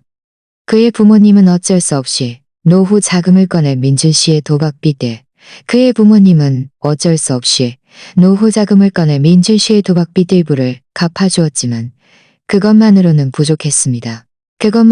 부족했습니다. 결국 작은 공장에서 임시직으로 일하며 한 달에 겨우 자기 밥값이나 걸 정도였고 남은 도박빚은 전혀 갚을 돈이 없었습니다. 그의 어머니는 이 일 때문에 화병이 나서 몸져 누웠고 집안 살림도 엉망진창이 되었습니다. 시아주버님은 시어머니께서 지금 너무 후회하고 계시며 자주 사람들에게 옛날의 민준이도 지금처럼들에게 옛날에 민준이 도박하는 것을 감싸고 놀지 말고 민준이 편을 들어 지은이를 압박하지 말았어야 했다. 이 소식들을 듣자 제 마음속에는 조금의 동정도 없었습니다. 오직 인과응보라는 통쾌함만 느껴졌습니다.